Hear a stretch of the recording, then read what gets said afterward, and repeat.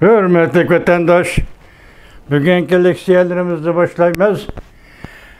Leksiyada sizi qacırız, Washington'dan sözdeyimiz. Bugünkü islağa 2021 yıl 12 ayının 20 günü. Gün toxtudu deyimizde bugün, kışın günü toxtudu. Erteden başlap Allah halısı gün uzraşqa başlaydı vatandaş. Bugün sizlerge sözleydiğen leksiyimiz delmiş 20. günü de mesela Şərq vaxtı 20. günü de Cungo'nun Taşqi İşler Ministeri Wang Yi Efendi'nin sözlüge leksiyasını anlatımız.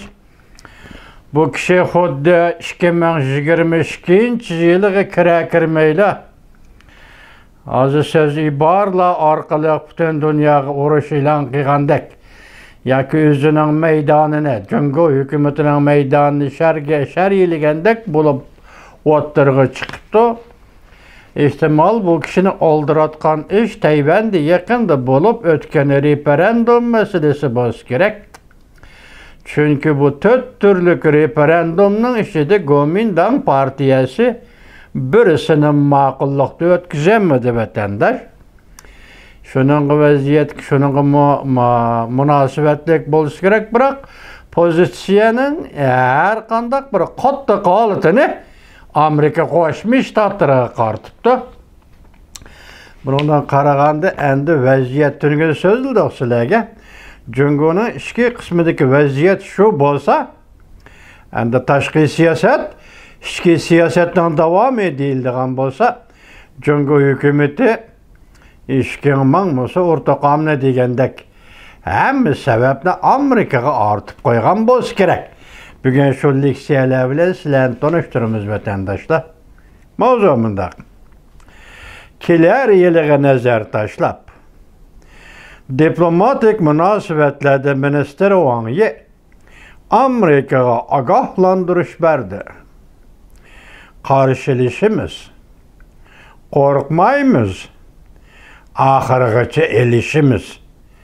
Mavzulu haber 12. ayının 20. günü Amerika vazının Xitay tili programımız ilan kılındı haber. Mundaq başladı. Washington. Cungo'nun Taşqi İşler Ministeri Wang Yi 2022 yıllık diplomatiya hizmetlerine nazar tashlab mundaq ko'rsatdi. Cungo Amerika bilan to'qnashib qilishdan qo'rqmaydi. Balki oxirigacha elishidi. Buningdan burun Amerika amaldorlari ko'p qatim ko'rishdi. Amerika Cungo bilan to'qnashib qilishni umid qilmaydi. Balki Cungo bilan to'qnashib qilishdan saqlanadigan muhofazat kunligi qurishni xohlaydi deyishgan edi. Cungo'ning Tashqi ishlar ministri Wang Yi haftaning 1-kuni 2021 yil 12 ayning 20 kuni Beijingda 2021 yıl Xalqaro vaziyat ve Cungo Taşqi İşler Ministerligi muhokama yig'inining ochilish marosimida nutq so'zlaganda bütün nutq so'zlash jarayonida ayrim davlat zo'ravon hokimiyat deb atab bevosita Amerikaga qaratib Amerikaning ismini atab turib nutq so'zildi. Amerika'nın hükümlük virüsünün mənbeyini tekşiriş, kişilik hukuk mesuliyetini süreçte kılış, Tayvan ve rayın bir xatarligi qatarlıq köplügen sahalada Cungo'nun menfaatigi ziyan saldı, deb Amerikaga hücum qildi. Amerika Cungo münasebeti meselesinde Ministeri Wang Yi mundaq dedi. Cungo Amerika münasebeti şunun için eğer kıyınçılık ve köplügen xırıslığa duç geldi ki Amerika tarafının Cungo ve Cungo Amerika münasebeti doğrusunda hata hüküm kılğanlığı bunun asaslıq sebebidir. keler yillik Amerika-Jungo münasebetiga nazar tashlab, Minister Wang Yi Amerika tarafga Jungo tarafning izchil va aniq maydonini bildirib o'tdi. Suhbatlashishga bo'ladi. Lekin barobar o'rinda turib suhbatlashishimiz kerak. Hamkorlashamdoq, undaqda hamkorlashishni qarishamiz. Lekin hamkorlashishda o'zaro manfaat yetkazish bo'lishi kerak. Raqobatlashamdoq chataq yo'q. Lekin raqobatlashish yaxshi sifatlik bo'lishi kerak. Agar o'zaro qarshilashadigan bo'lsak, biz qarshilashishdan qo'rqmaymiz. Qarshilashganda biz adoqchi elishimiz. Minister Wang Yi'ning so'zni angladinglar vatandoshlar, bu yangi yildagi pozitsiya degili bo'lmaydi buni.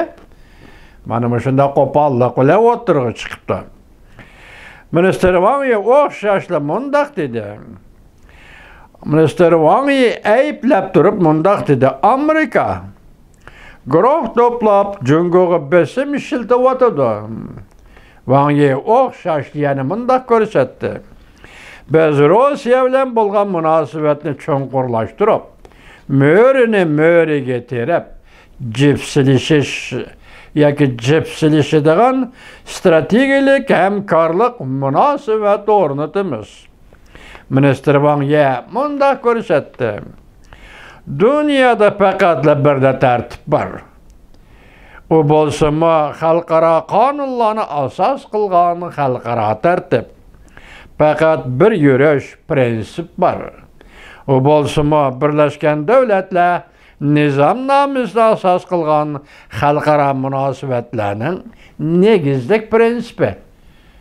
Va'damizda turamiz, Wang Yi efendi. Biz tungi so'zladik. Tag'yan davom bor so'zlaymiz uning Birlashgan Davlatlar Tashkilotining kishilik huquq kitobnomasiga imzo qo'yib, uni ijro qilmayapsiz. Yana qaysi yuzingiz bilan bu gapni qilasiz, Wang Yi efendi? Tayvan masalasi Minister Wang Yi mundaq ko'rsatdi. Tayvan masalasi yani bir meydan turgan, yani ciddi vaziyatning o'tirg'i chiqishi, Tayvan doiralarining Amerikaga taynab mustaqillik talab qilishi deb ko'rsatdi Minister Wang Yi. Davomini anglaysiz vatandosh.